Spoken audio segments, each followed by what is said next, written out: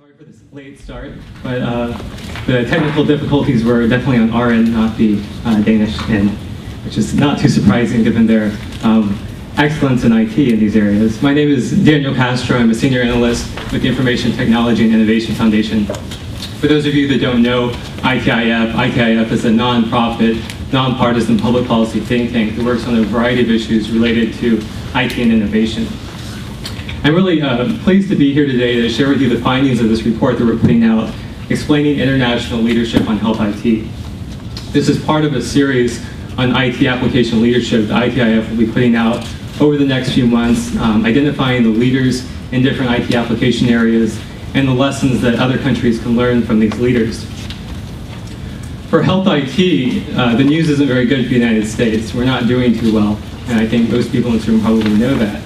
It's unfortunate because health IT is really a critical part of healthcare reform. It's critical to improving care, it's critical to improving or reducing costs, it's critical to increasing access to services.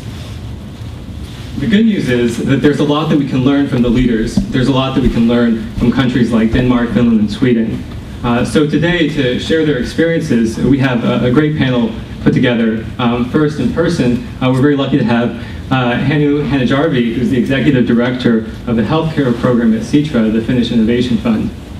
And then joining us online via Skype, we have Christina Wancher, who's the Chief Consultant at Medcom, the central organization in Denmark organizing health IT. And also Morten Petersen is joining her, who's the Managing Director of the National Danish eHealth Portal, which is really one of the most impressive displays of health IT by the Danes. So for today's presentation, what I want to talk to you about is three key questions from this report that we're releasing. The first is which countries are leading in health IT? Second, what factors have led to their success? And then of course the key question for the United States are what can the US learn from these global leaders? So starting off, what countries are leading in health IT? In this report we look at about 7 different metrics. I want to highlight 4 of the probably key metrics from the report. The first one is the use of electronic health records. Electronic health records are really the basic building block of health IT. It's what most other health IT applications are built upon. And it's a good way to see how countries are making progress. When you look at the use of electronic health records by primary care providers, you see that there's a number of countries that are already above 90%. You have countries like Norway, New Zealand, the UK, the Netherlands. All these countries are over 90% adoption. And then you have Denmark, Finland, and Sweden, which are basically at near universal levels of adoption.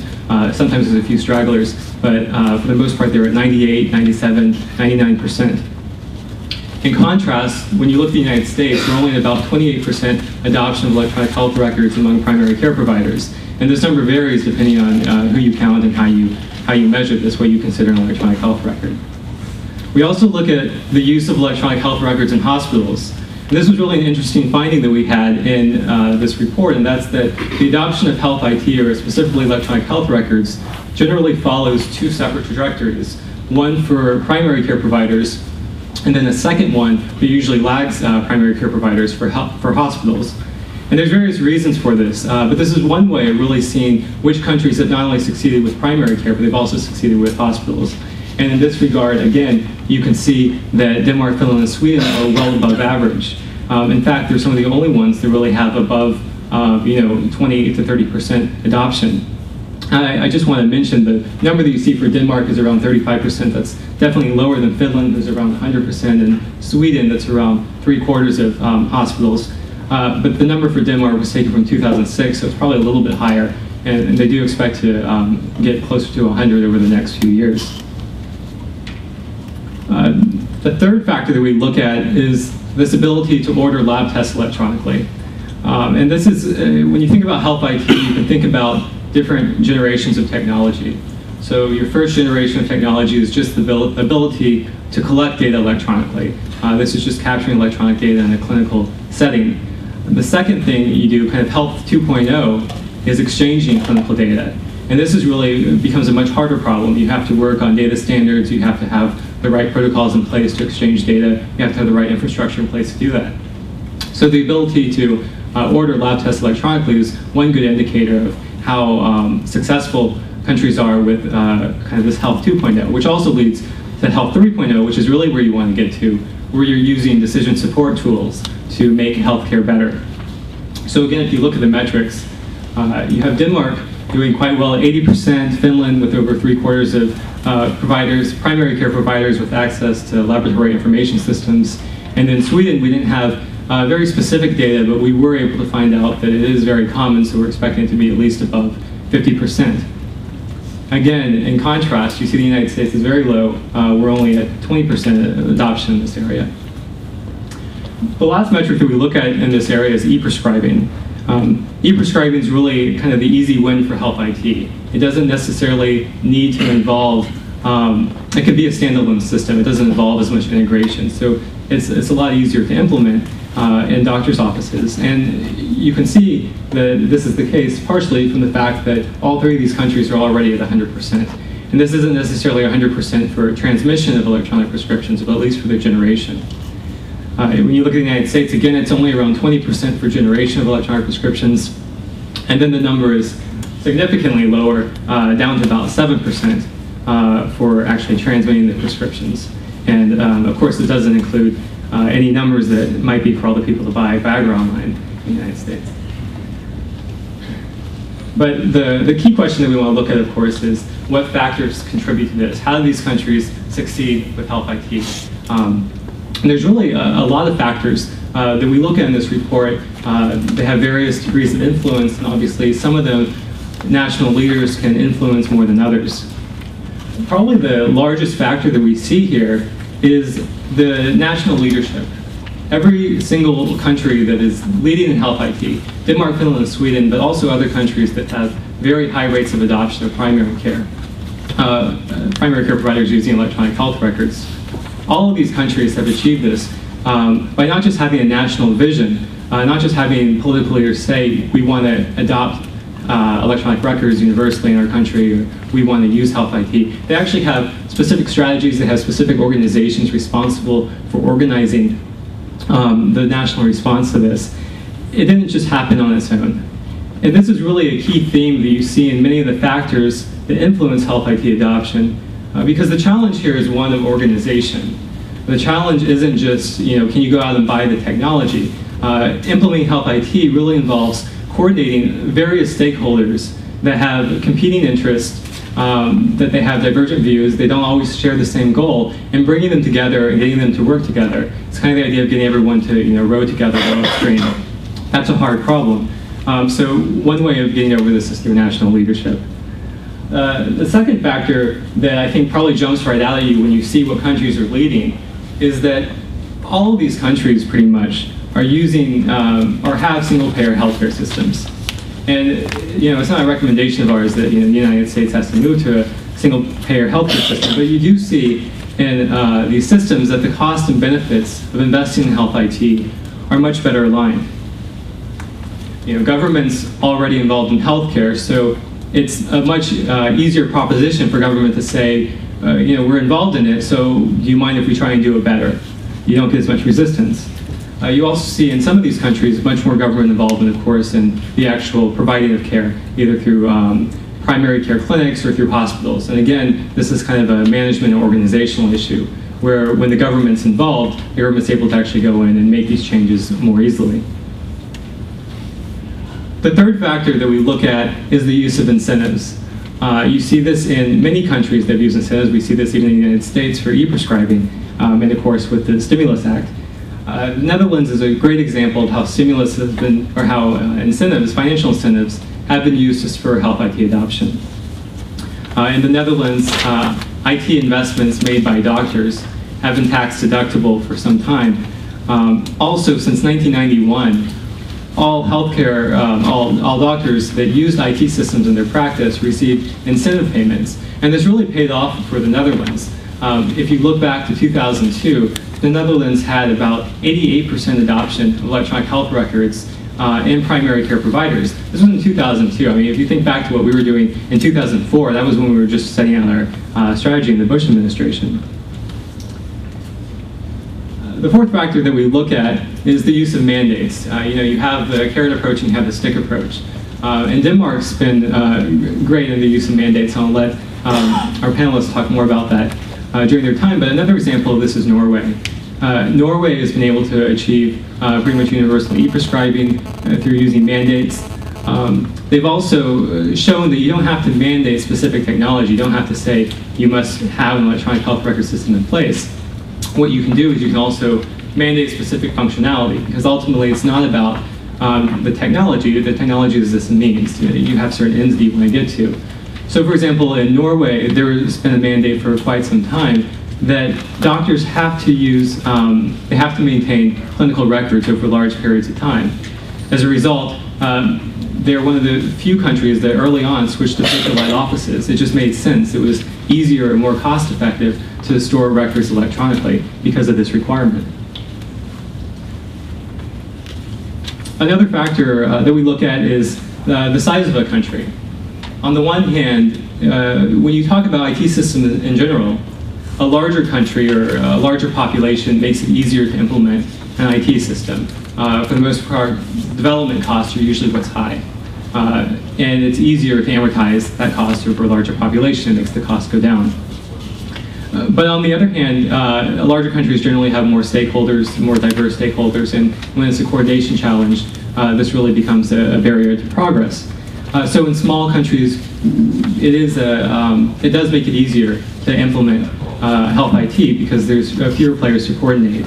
You also see some mid-sized countries, and the UK is the best example of this, that have also succeeded with implementing health IT. And in part, they were able to overcome the challenge of being a slightly larger country because they have such a centralized healthcare system. The NHS maintains 90% of the hospital beds in the country. So there's a lot more government control in that area. Another issue that we look at are other structural issues in the healthcare sector. And again, many of these tie back into this issue of coordination. For example, you can look at the number of vendors selling health IT in a country, and that influences issues such as interoperability. Fewer vendors usually means it's easier to drive adoption because providers have more of an incentive to buy a system. They buy the system and they know it's going to work. And you do see consolidation over time in many countries where the number of health IT vendors gradually decreases as adoption goes up. You also see other areas where you have competing stakeholders. So for example, pharmacies is a good example of this. In Sweden, Sweden had a national monopoly on the pharmacies. There was just one company. And so when Sweden decided they wanted to implement e-prescribing, it was very easy. They had many retail outlets, but there was only one organization that had to buy into this idea. As soon as the pharmacy said, we're going to do this, they were able to do it across the board. And they were also able to implement very good decision support tools into their pharmacy because it was just one system and they had all the data. A related factor is the average size of practices. You see this, especially in the United States, being a real barrier to progress. The larger practices are, again, you have a larger number of users, the costs go down. In the United States, over 2/3 of doctors are in small or solo practices in the United States. And then when you look at adoption rates in the United States, it really breaks down. Larger practices are around 46%, smaller practices are around 16% adoption of electronic health records. So that really becomes a barrier there as well. There's some societal and cultural factors that we see in a lot of these countries. When you think about Denmark, Finland, and Sweden, these countries are certainly leaders in not just health IT, but IT in general. They have very technologically savvy populations. They have high rates of computer ownership, broadband use. And this translates into patients with higher expectations for their doctors. You have more informed consumers. And this is something that we've seen in a number of countries where patients would kind of think, if I was going to a doctor that wasn't using electronic health records, wasn't using health IT, they're a second-rate doctor. So there was a real consumer demand for change. And you didn't just see that at the consumer level, you also saw that among doctors themselves. There was peer pressure for adoption in a lot of these countries. There was a competitive nature between different doctors to push for adoption. Privacy has been a big issue in the United States, and certainly privacy is an issue that every country is concerned about, protecting medical privacy for its populations. In most countries, what you see are strong privacy controls. You have audit logs, you have systems that are using encryption, using the latest technology, and what that means is that generally leads to good acceptance. When the technology works, people don't usually object to it. Sweden maintains a number of government-run databases that collects personally identifiable medical information. And they allow people to opt out if they want. There is that option. And it turns out that very few people opt out. It's around 2 to 3%. It's very low. And really the reason it works so well in these countries is because two reasons. One, they get the technology right. And two, there's a bigger recognition of the fact that moving towards health IT actually gives you more privacy protections. When we were talking to some of the people in the Netherlands, I believe we were told that people, right in the United States, you see people objecting to the use of health IT sometimes for privacy reasons. In the Netherlands, it was the opposite. They would say, why are you still having paper records? And the reason for that was there was a number of publicized incidents where paper records were disposed of in a dumpster. And people said, why is my information not protected? Why is it not locked up? So there's just a really different mentality in a lot of other countries. A major factor that we see in many of the countries leading in health IT is this use of common infrastructure, or shared technical infrastructure for health IT. And when you're implementing health IT, you see especially that you have a lot of doctors in various practices. They're all trying to do the same thing, especially when you have a good vision and a good strategy. So when you think about this, all the doctors are trying to answer the same questions. They're all saying, where can I store my records? How am I going to store this in an IT system? How am I going to authenticate healthcare workers? How am I going to identify the patients and match them to their records? How are we going to exchange data? Do we have a secure network platform on which to do this? So, the kind of common answer is, let's do this together. And you do see that in pretty much every country. Sweden has a national broadband network specifically for healthcare. And this has really acted as a platform to allow them to build up a number of telemedicine applications. It allows them to do video conferencing from pretty much any facility. In Denmark, I think probably the best example of a shared or common infrastructure that they've developed is the National Health Portal. It's not an infrastructure in the traditional sense, but it's a technology that's being used by pretty much every provider and patient. And by investing in this increases the value of any other doctor or anyone else that wants to invest in health IT, because it's something you can plug into and you can gain a lot of value from. And then Finland is doing a lot right now in this regard. Finland's investing, I think it was 20 million euros on building a centralized electronic archive and e-prescribing system, because again, these are tools that every country or every doctor in the country is going to want to use. In addition to having a technical infrastructure, you also have information infrastructure, or a common information infrastructure. You have standards that you want to have developed. And really the government role that we see in many of these countries, governments take a very active role in coordinating and expediting the development of standards. Sometimes through mandates, sometimes through consensus building activities, and you see a lot of collaboration and interaction with industry. It's not just government acting independently, it's really a collaboration, and this is one of the reasons why standards development, I think, has worked very well in these countries.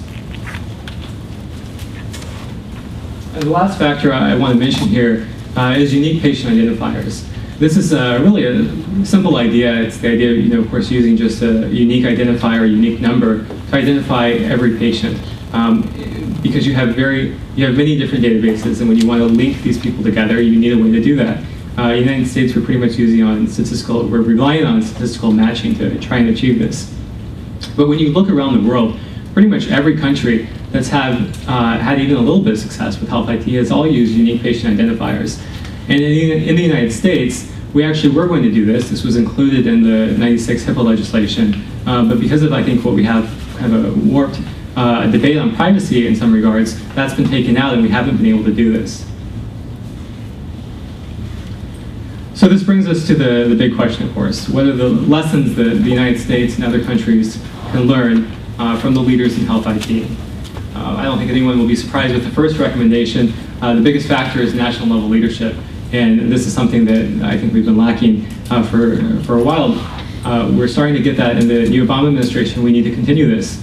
We need a national strategy that has clear metrics, clear goalposts, and accountability. And that's what you see in a lot of these other countries. I think too much the United States approach has relied on this bottom-up strategy, and that's not a good way to coordinate so many competing stakeholders. The second recommendation that we have is to provide sufficient funding for health IT. Certainly the stimulus measure was a huge start in this regards. But there's a question of, is it enough? I'm sure some of you have seen a number of reports coming out questioning if the incentives are more than what providers would have to pay, or even the penalties are more than the cost of upgrading. If you look at the RAND report, which is probably the most well-known on the overall cost of adoption, the RAND report predicts the cost will be $8 billion per year over the next 15 years. So certainly the stimulus measure falls short of that. I'm not saying we necessarily need that amount, but this is something that should be part of a national strategy.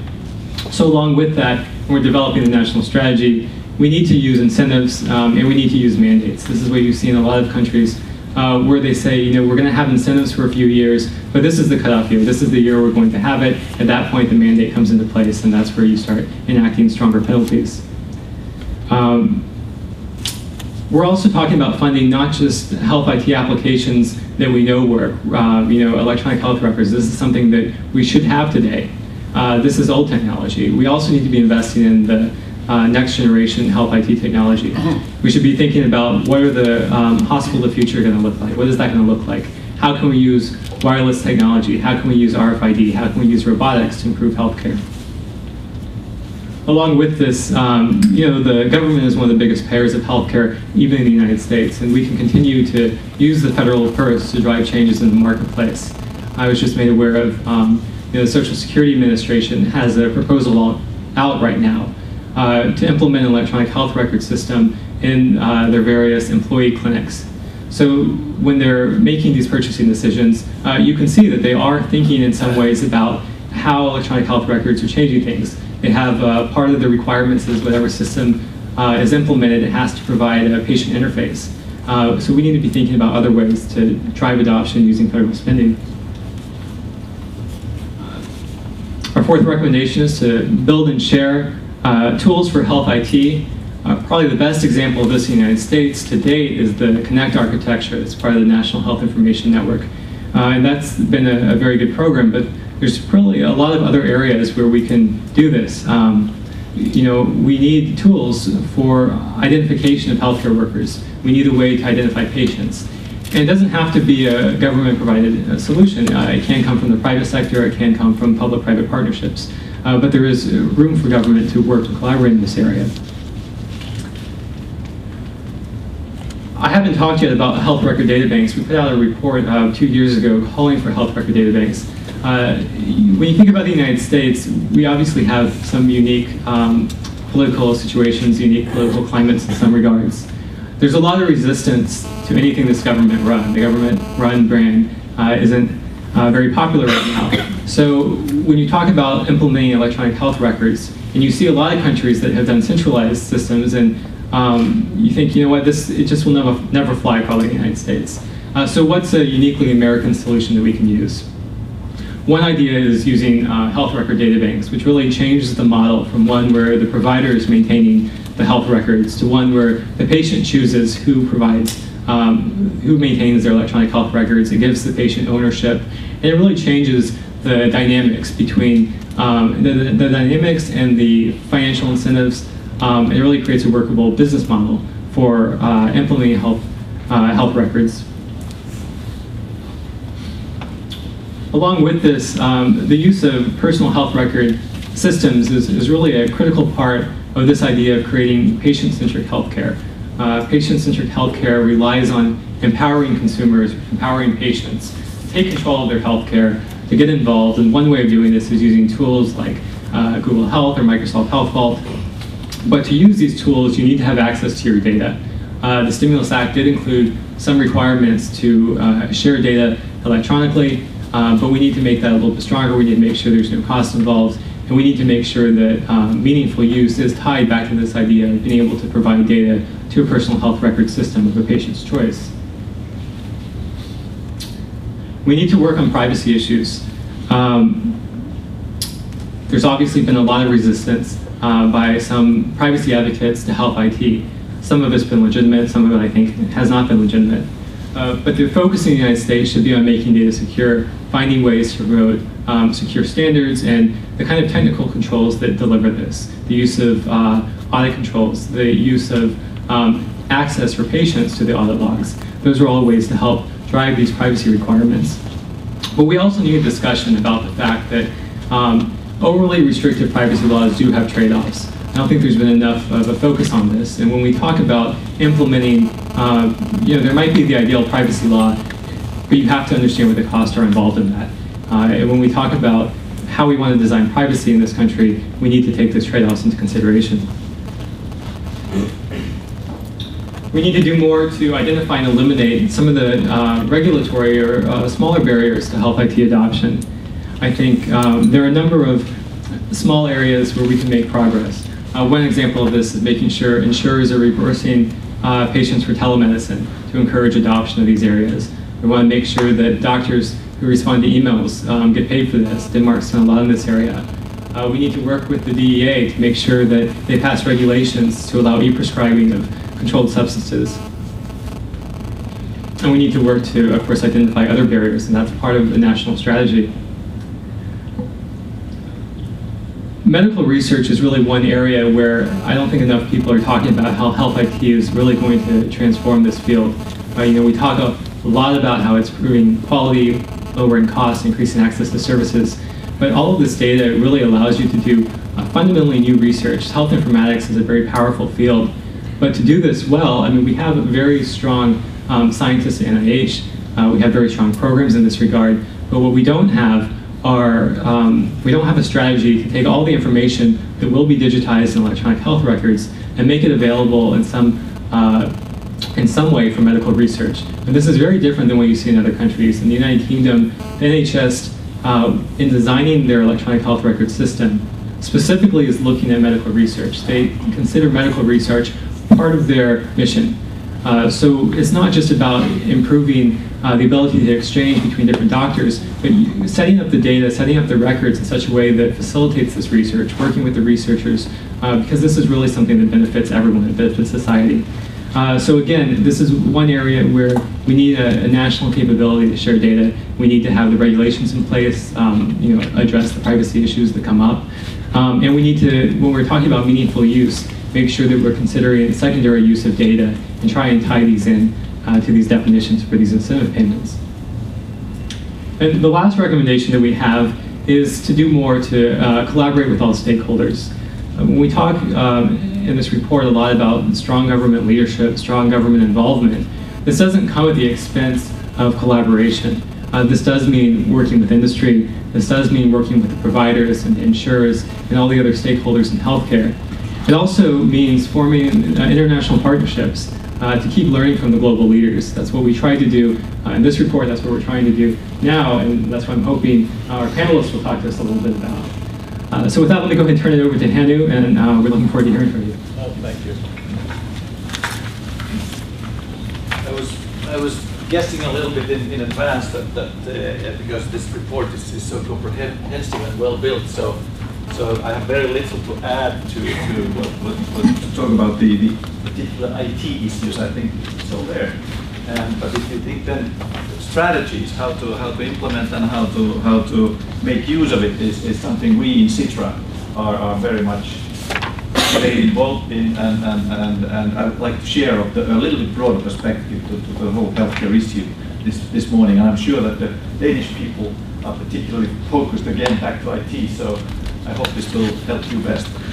So what Citra is the Finnish Innovation Fund. We are a national fund established in 1967, and we have our own assets. We have about our endowment capital is today about $800–900 million, and we are about 100 people.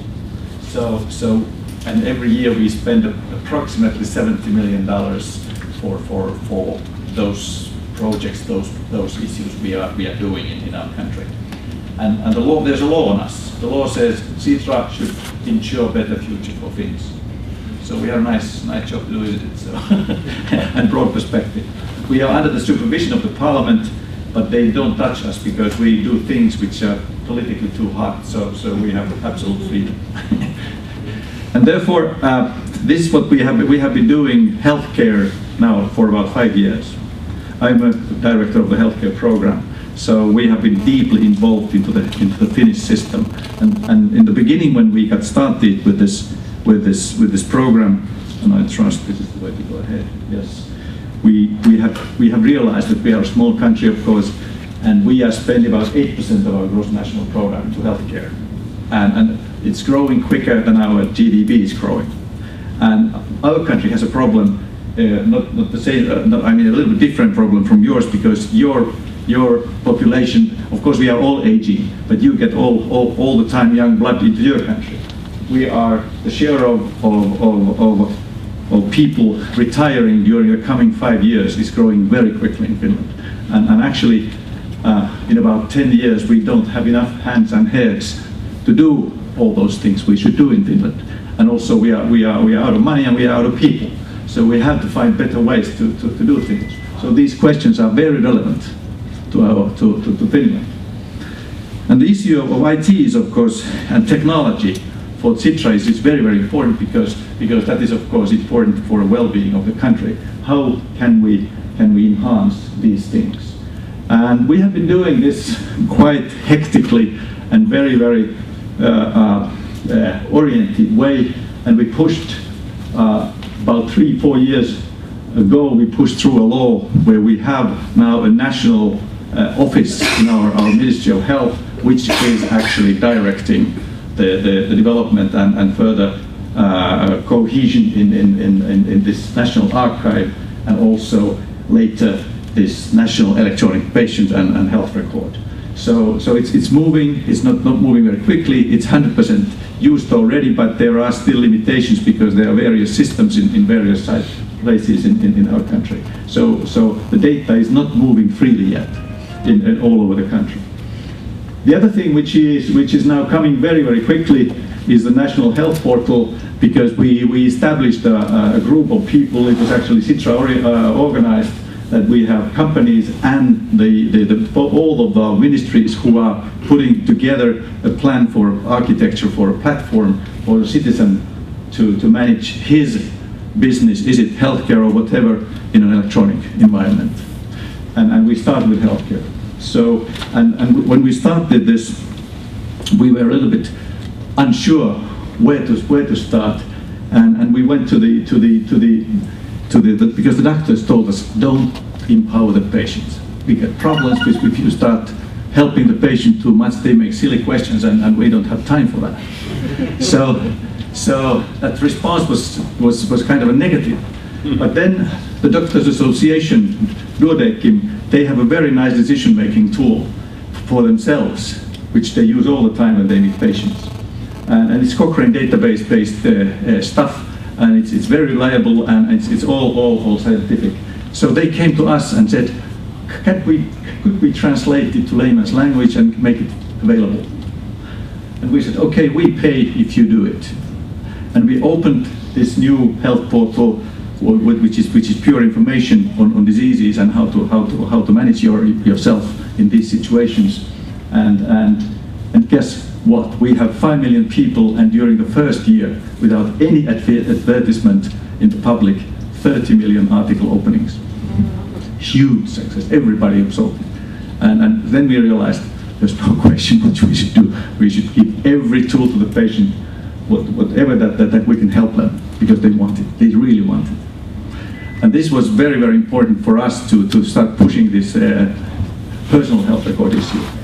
And we started disease management programs in the country, and it's very, very clear now that this is the way to go. And I come back to that a little bit later. But then there's another thing which I'd like to raise with you, and this is something which is something that because the healthcare is so untransparent, we understand now very well, and I think we heard already that the issue of IT is of course making everything transparent. Because if you try to manage and you can't measure, it's a problem. And the only way you can get data quickly available is, of course, electronic. And how you measure health is, of course, a big question. And that is always one excuse by the profession that there's no way you can measure health. But yes, I'm absolutely sure we can. And there are you can change many things to surrogate endpoints. You can always find ways to measure if you want to do it. And we have very strong experience on that, and we believe you can use it. And therefore, IT is very important, but it's only a tool. It is still, we have the problems of structure, which are all over the world. Every country has its own problems. We have both public and private healthcare. 25% is private, and we see how when healthcare is provided by a community which is very difficult to control if they are not made accountable in a positive way, then suddenly things start to happen, and there are all kinds of players in the field and all kinds of mediators between the payer and the real act between the doctor and the patient. And of course, the doctor has one way of looking at it, and I'm not blaming anybody, but I've seen it many times in Finland, that when there's private doctor's office, what is the best interest of the doctor first? To have his appointment book full, of course. And of course he wants to help the patients. But if I go to the doctor or a private clinic and ask, I don't want to have any visits to the patients, I don't want to have any lab tests, I only want outcomes. They can't deliver. They are absolutely puzzled, because now suddenly they should start thinking horizontally, and not only single visits and single acts. And this is something which is very, very difficult. But at the same time, if you sort things out in a different way, and you have the data available, you suddenly can start moving things. We made a trial in Finland. We took two big companies, and we became the mediators here.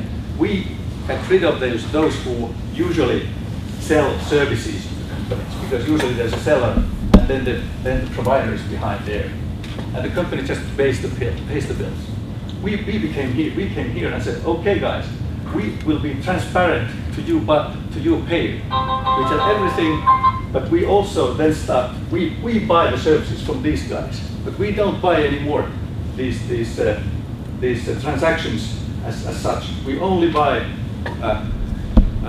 processes which end up to a healthy person, and we only pay for health. And with these two companies, we gained very quickly, with a very small investment, we gained about €1,000 per employee per year extra, and that was very, very quick return of investment. With a few million investment, tens of millions return, low-hanging fruit. So it is doable, but it's very, very tough. But you need, of course, the data. Otherwise, you can't manage. You need the data, because you have to have quality and the price. Otherwise, you can't do it. But then there is one more thing I'd like to raise with you, and it is the fact that we in healthcare, we are heroistic savers of the patients, as you know. We are taught to be doctors who save the patients from almost from death back to life. And that is, of course, we are here. And where should we be? Somewhere here. But the whole healthcare system is tuned to disease management and managing the disease. And if we think about what really this is all about, and I think this is about the right data, I would say that this is roughly right, and it's better than exactly wrong. So, but I would say that these two things are the motivators to put the patient in the center and responsible in a positive way. Because if we take healthcare system, we only can affect 10-20%, and still we spend 80% of the healthcare system's costs are in chronic disease when the patient is practically lost overall. So why are we focusing to the lost cases? I'm exaggerating, but of course this situation when we get chronically ill, the body has already used all its resources and then it gets sick. So why should we start early? And that's something we are now very much doing in Finland. we are rewriting our legislation, and I trust it's going to come out still this year. So that we first do these things, and it's important that we get the healthcare system working better, and if we get it outcome-based and transparent. But at the same time, we have to start learning to do things this way, and then the patient becomes the center, and we are taking preventive measures. And of course, we need even new people, how to train these people who actually help patients be in the center in a way that they can help themselves better. So these are my conclusions. Yes, we have a long way to go, but there are a lesson for everybody if we want to get better outcome of this, which is a very, very complicated puzzle to get things right. Thank you very much. Thank you.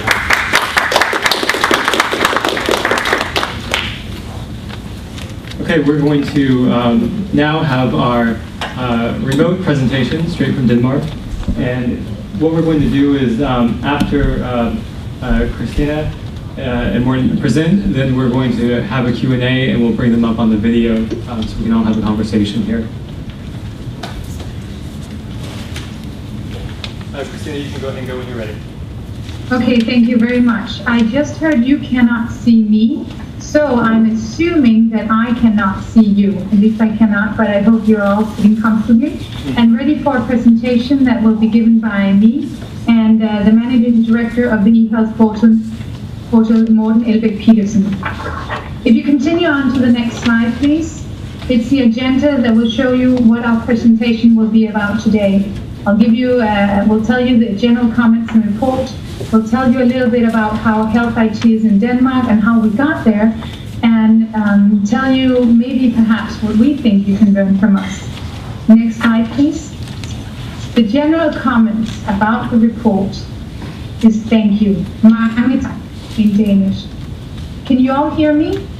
Yes. Yes. Okay, problem. I was just concerned for a while, but thank you very much for putting us among the leaders in health IT.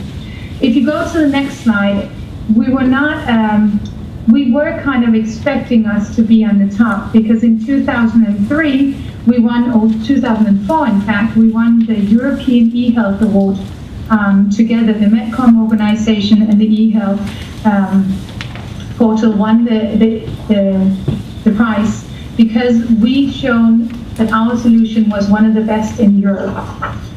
Next slide, please.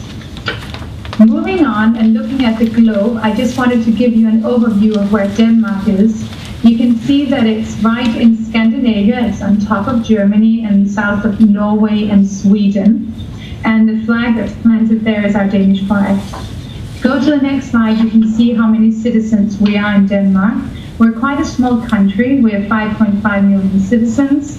We have a centrally managed healthcare system, and healthcare is provided directly by the public sector. I think you call this a single care health system.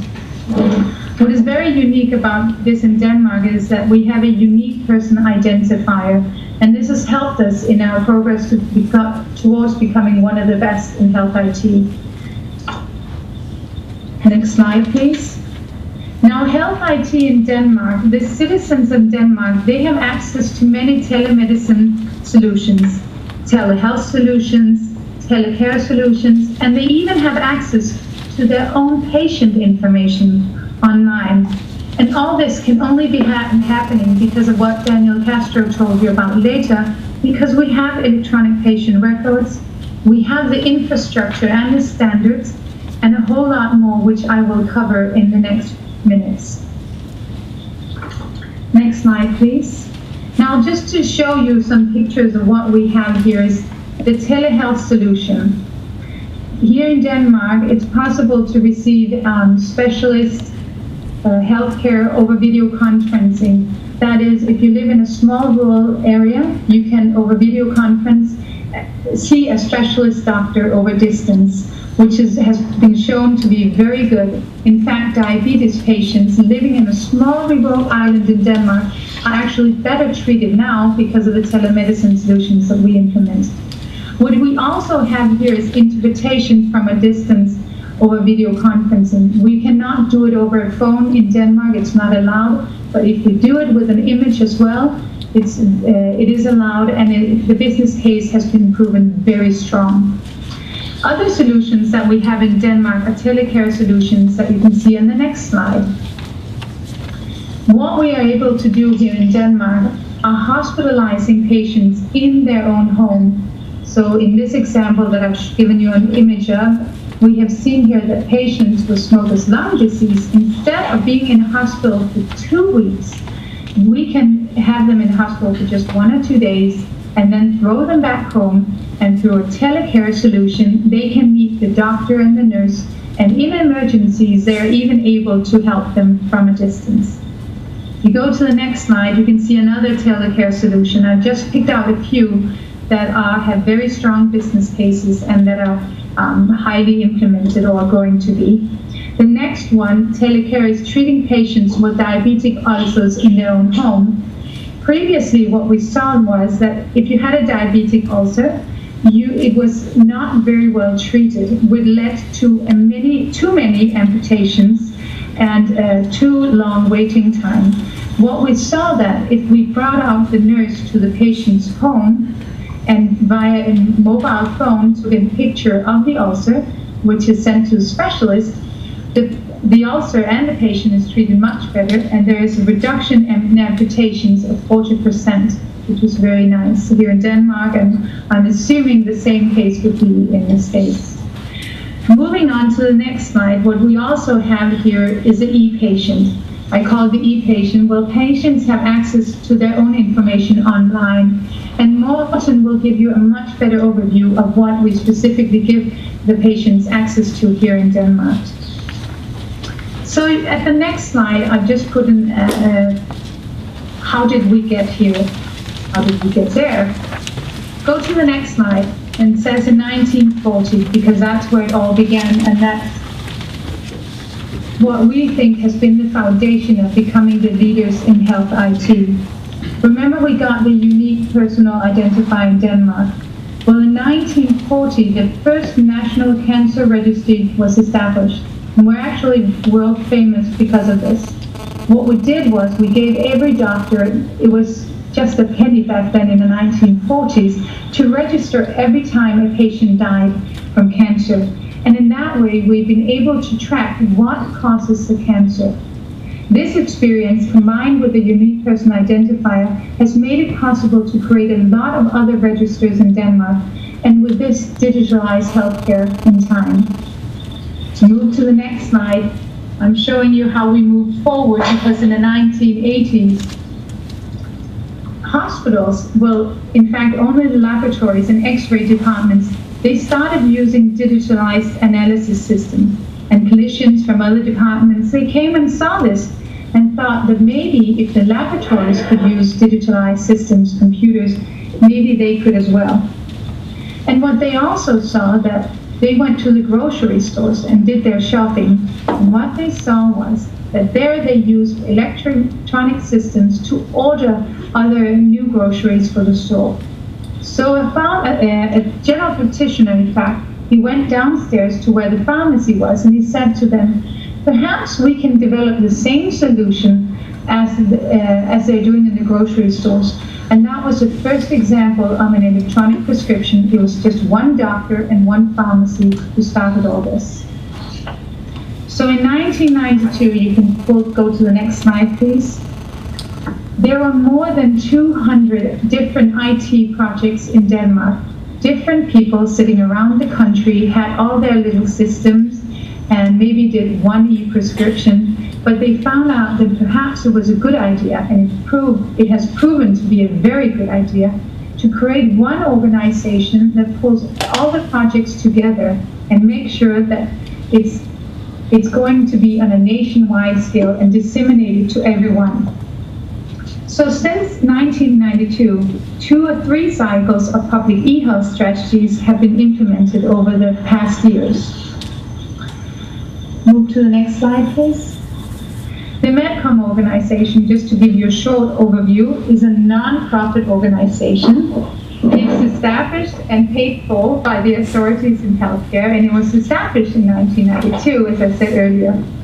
Today it runs in project periods, and we're right now in our 6th project period, and this is to make sure that the Medcom organization can follow the changes that are in IT and healthcare. And the focus is, as I said earlier, a large-scale national implementation and contribute to the development, testing, dissemination, and quality assurance of all electronic communication. If you move to the next slide, please. So today, the prime focus of Medcom, our projects focused on the use of the health data network, which you can see the image of on the picture right there. What we've done is we created a network where everyone in the healthcare sector can talk together. So you can see that the dentist, they can talk, if they need to the general practitioner. The general practitioner can talk to the pharmacy, sending electronic prescriptions. And it facilitates very much the use of electronic communication and makes sure that the people that should be talking together when they treat a patient, they are talking together. The network today is, and has been, continues to be, a very efficient tool and safe tool in the communication. What you can see at the top also is that the citizen is connected to all this and can go in and access information. But Morten Elbæk Petersen, who's sitting next to me, will just in a short while tell you more about it. If you go to the next slide. What Medcom is also famous for doing is that we've created standards for communicating between the different IT systems. And today there are more than 100 different IT systems in healthcare, and they all talk together. For example, the general practitioners, and we just have about 2,000 general practitioners practices or offices, they can choose between 14 different systems, but they know whichever system they pick and whatever system they buy, they will know that they have the Medcom approval so they can send prescriptions. And that is why today, electronic prescriptions today are 100%, because all the general practitioners have all IT systems. If you move on to the next page, just to give you an overview, or the next slide saying electronic messages 1, I'm showing you how in 1995, 1 million messages were sent, electronic messages were sent, such as prescriptions, such as referrals, reimbursements, etc. Then in 1999, we had 2 million messages. If you move to the next slide, the numbers I've given you right now, it's actually every month. In 2009, we sent 4.7 million electronic messages in healthcare every month. And this is a country with just 5.5 million citizens. So you can imagine there's a lot of communication going on, and it's a foundation for a lot more. If you go on to the next slide, we did showing you the benefits. We did a survey in 2004 looking at what were the benefits of just the electronic referral. And we saw in the 2004, we saved $1.7 million each year. Instead of using paper-based, by having it electronic, it will 1.7. Today, 88% of referrals are sent electronically, and this means a $5 million savings a year. It might not sound much in American ears, but in a small country of just 5.5 million citizens, it's quite high. I'll now give the microphone to Morten Elbæk Petersen, who'll give you an overview of what else we can offer here in Denmark, and that's the Danish e-health portal. You can move to the next slide. Thank you very much, and thank you for including me in this session. Maybe you see a girl on the slide right now. Then if you make one more change, you will see a screen dump. And I will, during the next 5 minutes, try to introduce you to the essential parts of the Danish e-health portal. Then please, the next one. Imagine that you're a Danish adult, then you have a personal version of the internet portal at your disposal. It's called My Health. And if you go to the next one, a log-on with a free of charge public signature gives you access to a range of self-service opportunities and access to your own personal health data, such as electronic health record, medicine prescriptions, and history of previous hospital treatment dated back to the 70s. Here you can see at what hospital you have been, what diagnosis you had, and to where you were discharged. You can also sign up for an organ donation or make your life will if you are in a terminal phase of life. Next one, please. The personalized content is combined with a nationwide directory including GP clinics and data about estimated waiting times for surgery and the quality of care in every ward and in every Danish hospital, just to name a few of the services. Next slide, please. Here you see the purpose of the portal. It is to bring together relevant information from all parts of health service, to offer a shared platform of communication, and to empower patients by offering maximum insight and transparency in the healthcare sector. It also offers healthcare providers easy access to clinical information about their patients' medical history. And if you move to the next one, please. When talking about the portal, I have two important points to make. My first point is, by servicing both the citizens and the health professionals, the portal enables the two to achieve a cooperation based on the same data. This empowers the citizen and gives the health professionals better tools to improve quality in care. And until now, we have especially focused on the tools for the GPs, who in the Danish system are the gatekeepers of the whole Danish healthcare system. My second point is, by presenting the different services and types of information from different sectors and different authorities, the portal helps the users experience synergy. In this way, the collection of content is more valuable than the sum of the individual parts. Although our project and many of the basic elements date back to 2003, we still receive a great amount of interest from different places around the world. And if you move to the next slide, please. Fortunately, we also receive ever-widening interest from the public.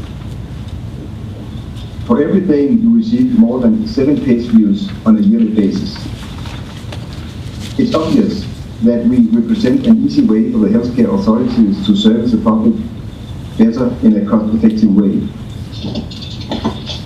Due to the fact that it is, or it was, a strategic political decision to establish the portal, we have no all-over cost-benefit analysis, and we have no specific estimates concerning the actual savings or the improved quality of care that can be attributed to the portal. But maybe that's not all that important. Because for the health service authorities, we have proved that a modest investment in infrastructure and the shared system has actually resulted in the development of services that are used across municipalities, regions, and governmental levels all over Denmark. And we have thus helped regional and local parts of the health service avoid investment in solutions that could be only used by regionally and locally instead of being full-scale nationwide solutions. And of course, there have been challenges, as also been told about, both technical and organizational, because it really is a hard job to keep the partners together and to focus on a portal which is not carrying their own logo. But summing up, we are the result of a strategic vision that led to a coordinated effort, and it's very hard for us not to consider our portal a success. Okay, moving on to the next slide. Morten will continue on to stay here just in case you wanted to ask him questions. He'll stay here. So moving on to the lessons learned that we found were important with the national leadership, financial incentives, common infrastructure, societal and cultural factors, and of course there are many more, but I've chosen just to take those. Move on to the next slide. The national leadership has been very important. The first national e-health plan was in 1994, and formal institutions formed that could pursue the goals and commitments made by the IT strategies and plans. The formal institutions that were formed were the Medcom organization, the e-health portal, and the connected digital health in Denmark. Next slide, please. The financial incentives and the government mandate has also been very important to us. The financial incentives, as Daniel Castro also said, have shown to be an effective tool to spur our health IT adoption, and that was what we first did. Later on, when we saw that the incentives did not work, we moved on to the government mandate. And an example of this was that we told the doctors, please go and buy an IT system. We'll give you even a little funding for doing this, about $2,000. But we did give them some funding. Finally, when they didn't, not everyone had purchased it, and we were still missing about 20% of the general practitioners to buy an IT system, we put it into an agreement with them and said, if you want to be able to bill and get paid for what you do, you have to send it electronically. And suddenly, within a short time frame, all doctors had IT systems. Moving on to the next slide is the common infrastructure, which has been extremely important in the facilitation of IT in healthcare. It's good enough that you have an electronic patient record, but if you cannot talk together, it might be, you cannot get the full benefit. So in Denmark, we have the Danish Health Data Network that facilitates the electronic communication, and we have the e-health portal that helps the general practitioners as well as the patients, as Morten Elbæk Petersen just told you about. This common infrastructure also helps to lower costs and increase the interoperability that is so important. Moving on to the next slide, the cultural and societal factors are also extremely important. In Denmark, we have a very high level of technological sophistication, and this reduces the resistance by doctors to change and really helps stimulate the demand from patients. Another cultural aspect which is very important to remember is there is often a very short distance from top to bottom or from the floor to the management. So if a nurse came up with a bright idea, it might be a short distance for her to find funding for her project. Maybe back then in '92 it's changed a little, but it's still easier to call up a managing director and get someone to listen to your ideas. So take this with you. This is the next slide. Remember the strategic aspects. Strategies must always be created in collaboration between all partners in healthcare, and they should be implemented by national organizations. We say that all good things come to those who wait or take action, and Medcom has always respected that we should take action when we found some good successes we could do, and we waited when we saw a solution was not mature enough. And all the IT projects that have been implemented in Denmark have always been in the collaboration between the payers and providers. Next slide, please. Thank you very much from both of us. We have listed up some websites where you can go in and find further information, as well as our email addresses should you have any questions. Thank you. Thank you, Christina and Morten, both for your comments. We'll go ahead and open it up for questions now. We're gonna, you're now up on the screen. I'm sorry we don't have the video so you can see the rest of us, but we can see you. You're the center of attention up there. So please, if you have any questions, just please, if you can state your name and if you have an affiliation, we'd be happy to take questions for any of the panelists or myself. I have a question. I'm from the Methodist Hospital System in Houston, Texas. Most of you guys know here in the U.S., the biggest medical center is Houston. We have a collaboration in communicating with within our own EMR, and we're trying to expand ourselves internationally. You mentioned that the country is the size of 5.5 million people. Is that correct? Which is the size of Houston. With that, it makes it easier, of course, to put together an entire country into one healthcare. For us, we'll be trying to put one medical center into a communicating hub, a portal. We're talking about an entire nation. How are we to take their advantages that they've already implemented here in our country. How are we going to be able to do that if we have many vendors, many, we don't have a monopoly. We have to work with everybody and see who's the best that provides these services. Right, well let Christina, if you'd like to respond on what you think we can learn, and then I'll make some comments. Could you hear the question?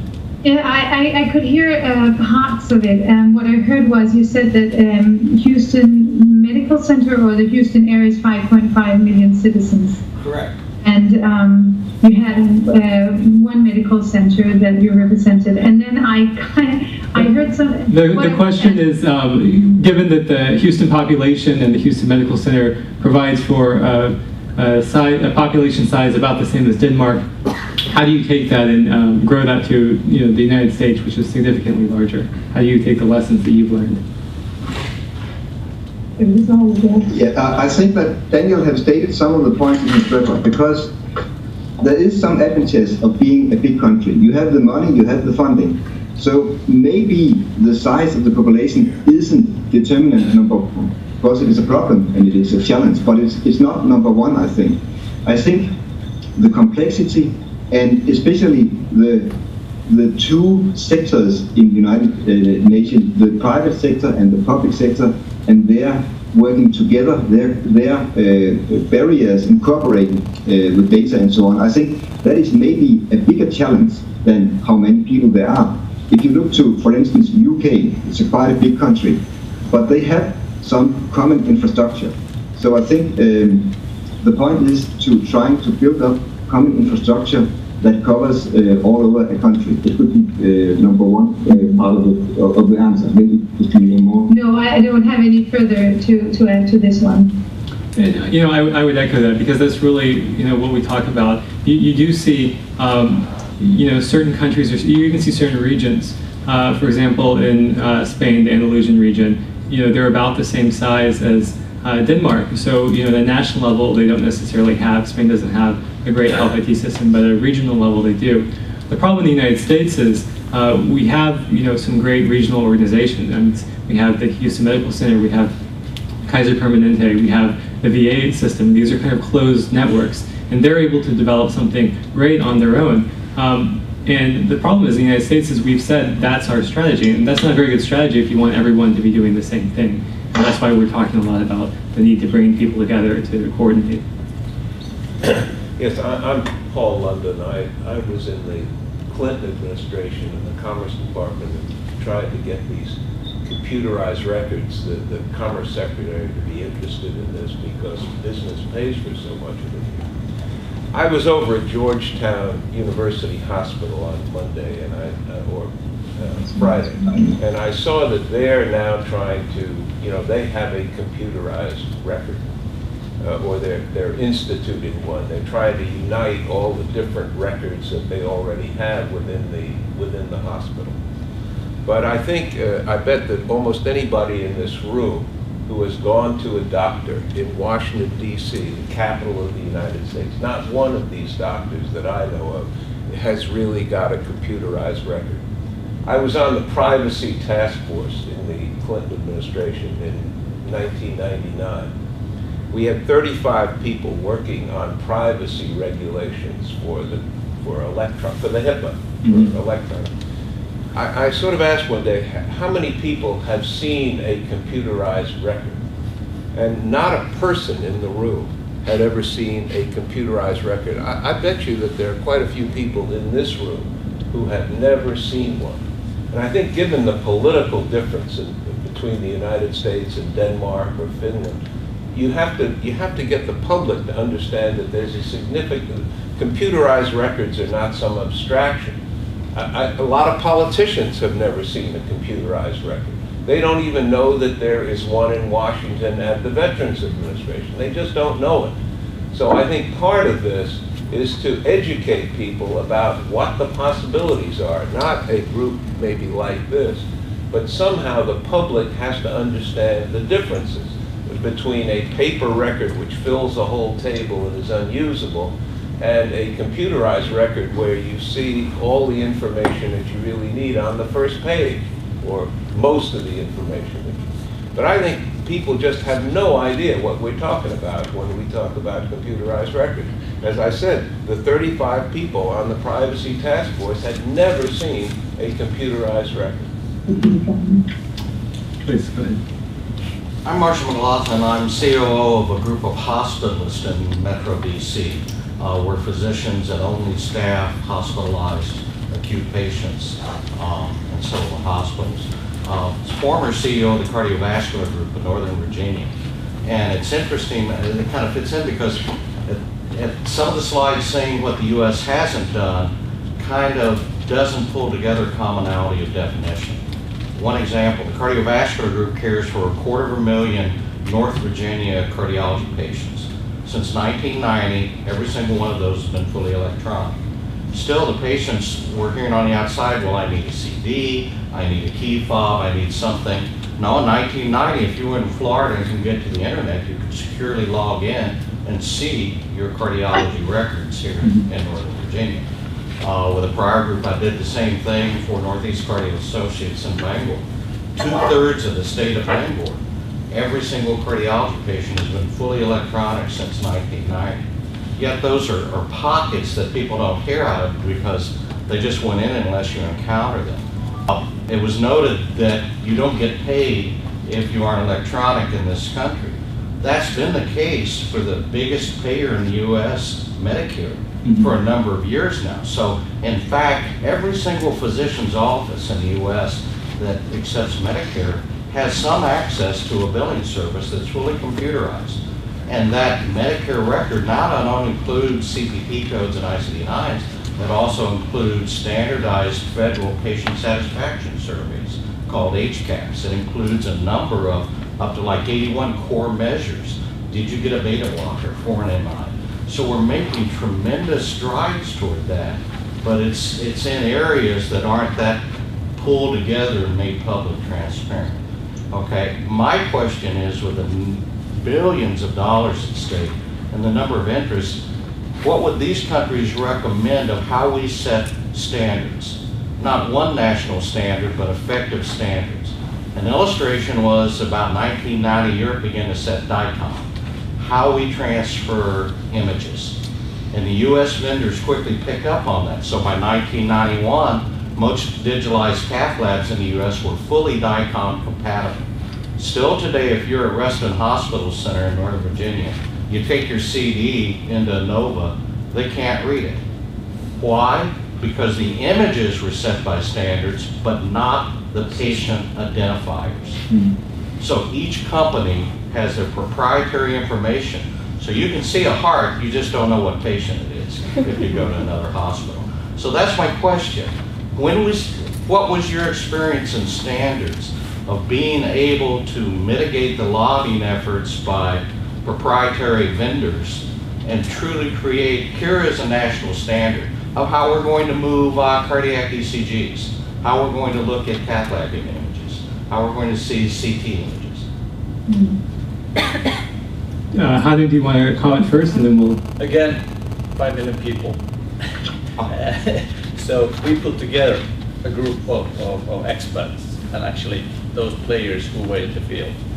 And we put them into the same place and said, here is a little bit money for you, and now you come out. You don't get out before you have agreed to understand it. And now we are pretty well advanced.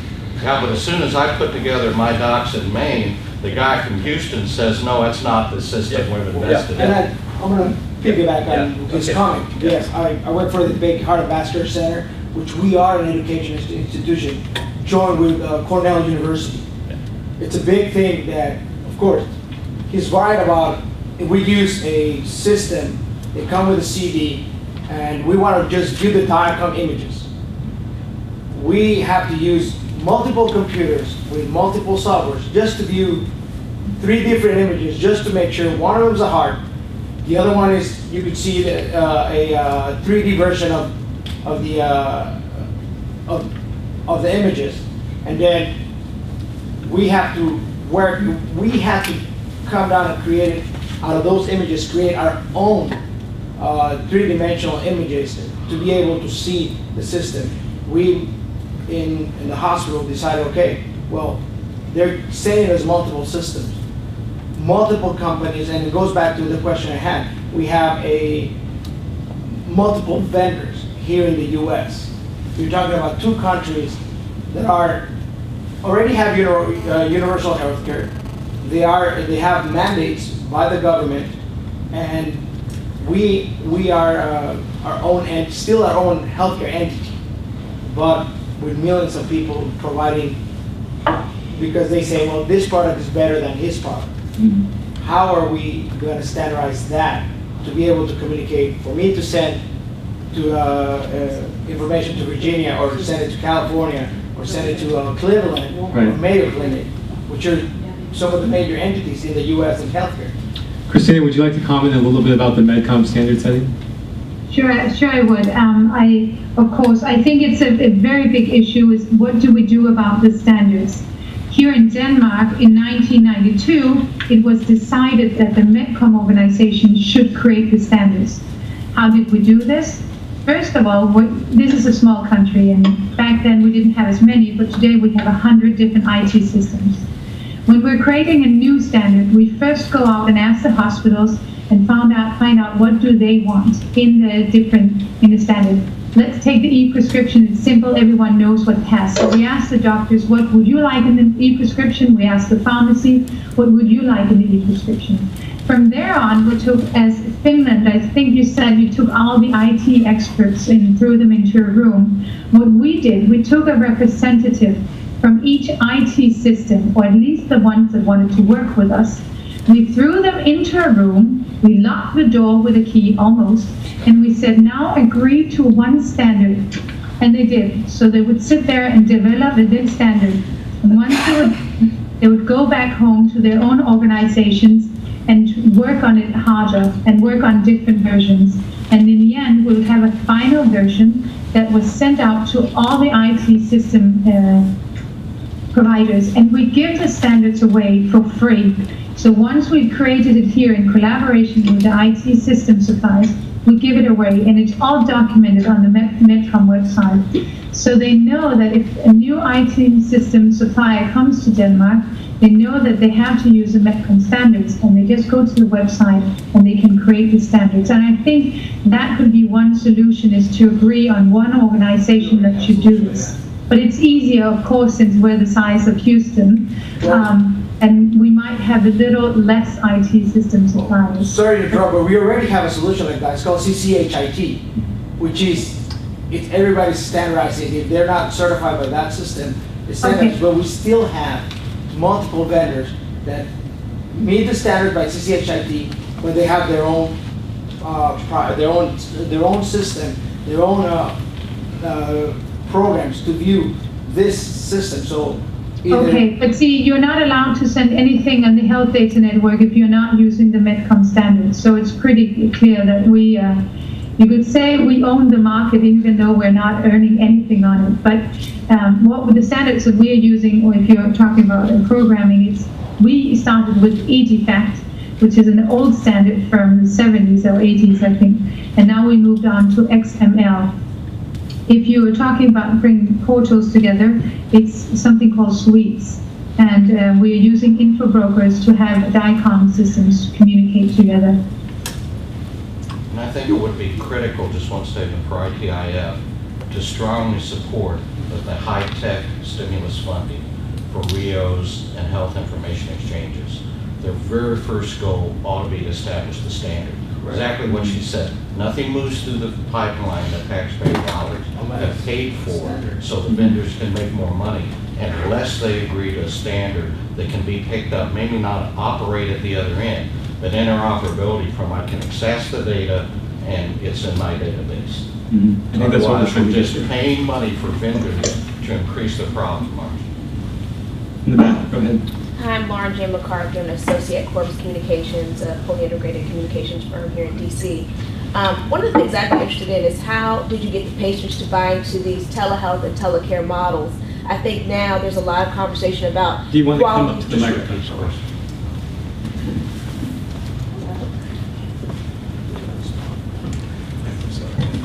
Good morning. I'm Lauren McCarthy. I'm an associate at Corpus Communications, a fully integrated firm in downtown DC. One of the questions I had was, how did you get the patients to buy into these telehealth and telecare models, with the conversation today being around quality healthcare, face-to-face time with the physician? What kind of tactics were used to kind of get the patients to buy into that? Is this a question to Denmark or? Yes, to Denmark. Okay, what we actually found, but maybe you can also answer this, is that, for example, the solution with the Telecare solution, where the patient is sitting at home, they found that they had a much better communication with the doctor because of the systems. That when they're sitting in front of the computer screen and saw the doctor on the screen, they had much better communication. Would you want to say? Yes.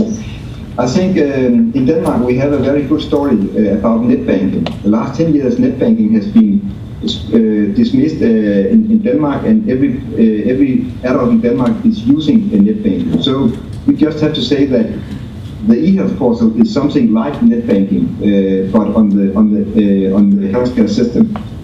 Also, it's more easy if you want to see your GP. Instead of hanging in the telephone line for hours in the morning, you can just make an email when you want to, and not only in the opening hours for 1 hour in the morning when you never get through. So there's so many ways you can have more time for yourself instead of being in hanging in a telephone line. So there's a lot of advantage for the public to use those solutions, I think. I know we started a little bit late, so we're going to end just in about 5 minutes. Let's take maybe 3 more questions. Oh, good afternoon. I'm Dr. Schaefer from Marymount University, and a question for Denmark and Finland. Where is IT in the curriculums for the medical schools for training doctors, or the nursing schools for training nurses? We'll start with Finland. I think it's excuse me? That's okay. We'll start. Is that okay? Oh, go ahead. I think it's very low in the education, but it's very high in the general agreements. You only get fee if you do what the agreement says that you should do, and you should, for instance, make email consultations and not see the patients. So it's incentives that we are using afterwards. But of course, in the future, we have to incorporate all those things in the education. Of course we have. We are very fortunate that we have a high degree of internet usage. So all the doctors that go to the universities, they now have computers and use it. So we do know that the next generation of general practitioners and doctors and specialists coming out, they will be demanding to use IT systems every day, all the time. But otherwise, we have, as such, we do not have it, but we talked about putting it on the curriculum. But so far it's worked. Moving on to Finland. Okay, it's basically the same as in Denmark, so that there's no particular IT curriculum in their programs. But as an example, for instance, what we did a few years ago, we introduced this triage management in our country, and the nurses and those people who became involved, they have no experience whatsoever how to manage this kind of things, because we wanted these people to become part of the healthcare system in a way that they could open also APRs and look at, okay, what's your problem, and start kind of planning your care immediately, so that you don't go unnecessarily to see a doctor, but if you need a doctor, you definitely get the doctor immediately or a nurse immediately. So this kind of way of using IT in a new way and a creative and good way, we organized then nursing schools to start educational courses. So there's a specialist stuff nowadays for nurses. If they want to go this direction, it's possible. Thank you. I'm Arlene Poland, Technology Policy Institute.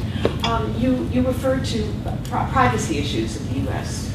And indeed some of that privacy efforts are holding up progress toward more health IT adoption.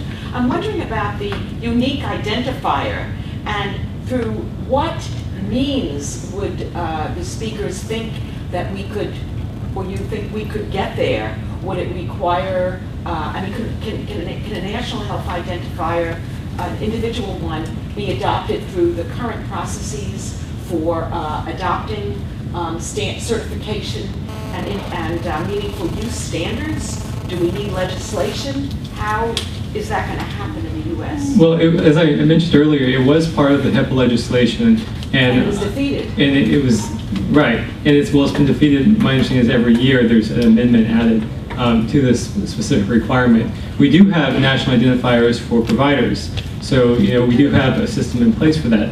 I mean, that's how you do billing. Right. And as we said, that's one of the areas where the U.S. has had a lot of success. So it's really a matter of just saying, yes, we are going to do it now, and we do need to come up with a standard for it, and there's different ways now we can learn from other countries about how we want to do this. This gets to a kind of a bigger issue of electronic identification. We're actually going to be doing a report on this in a few months, because you do want electronic identification for a number of different IT systems. So maybe this is something that we want to think about at a broader level. You do have a lot of countries, though, in Europe, France implementing a large-scale system of smart cards for patient identifiers. But even in the United States, we don't even have a system of electronically readable cards right now. And that's just sad that you can't even in the private sector just go into the doctor and easily identify yourself with a card that you can swipe. So we're making slow progress in that area. Part of that, I think we're seeing private companies come together and say, if the government's not going to do it, we're going to do it. Finland? I'd like to see it. Can I see it? Yeah, sure. I have also one. Can I also ask a question from the participants and also from Denmark, because Denmark is well advanced and there are, as you told, nice pockets or nice entities in the country. Are you already using this data which you are now collecting? Actually, there's a lot of data available. Are you using it also for actually outcome measurement and kind of ability recognition and guidance for next steps, how to make things better? As Methodist Hospital is one of the top hospitals in the nation. Right. Of course, we have come out of the top entities, the best hospital. We came out U.S. World Reports. Right. We do use our results because we are an educational institution. Right. Going back to what she was saying, yes, at the beginning, training doctors didn't have any informatics. That's when we could probably collaborate with you guys. We have MIGHTY, which is Methodist Information Technology Innovation and Education, which is our IT introduction to the physician, the nurses, not only in a program usage, but also robotics. We are one of the institutions in the nation that has, you guys probably heard of the Da Vinci. So we are a full integrated IT educational institution, but we don't see that around the world, and we don't see that in the... But be specific. If I would be a representative of a big company in the Houston area, and I have to come to you and say, I don't want to buy hip replacements, I don't want to buy knee replacements. I buy 200 employees back to work within 1 week after the operation. Do we have a deal? Yeah, you have a deal. Okay. The reason is... But only pay for those which are back to work. The reason is you have a deal is because again, healthcare in the U.S. has not reduced their workforce. Right. It has actually increased the workforce.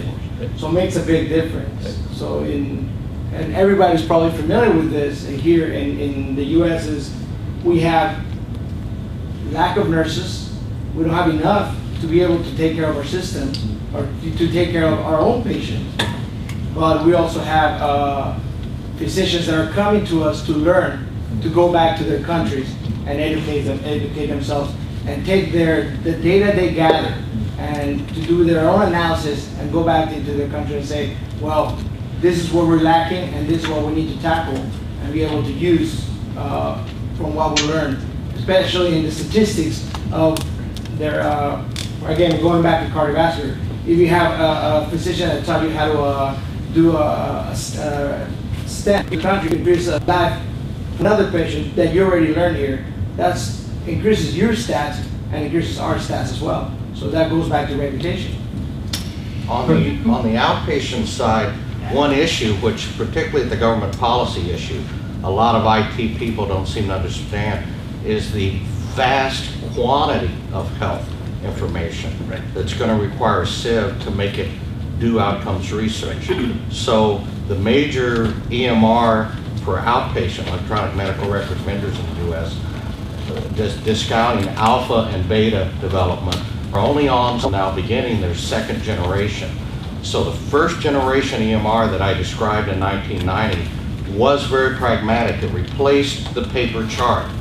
And so it had pull down screens, discrete data, but in fact it's impossible to erase a patient, not that you would want to, because that one patient's data elements can be scattered over as many as 800 different data tables and incorporated in.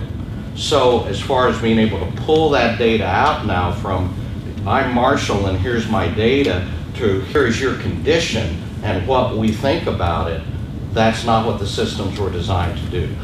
The second generations by the major players, GE Centricity, Allscripts, NextGen, are just now coming online that are providing pop-up warnings. Patient has A and B, oh, and also C, ding, here's a little warning about it. So we're still, if anything, we're under data deluge, of being able now to figure out what data do you need to predict outcomes and make a difference in the health population.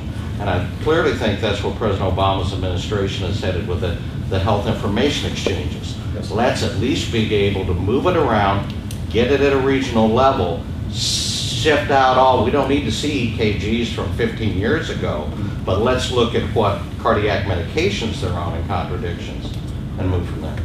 Well, I'd like to thank everyone for coming out today. I know this is part of National Health IT Week. If you didn't know that, there's a number of other programs this week that you can participate in. And I'd like to thank our excellent panelists for their contributions to health.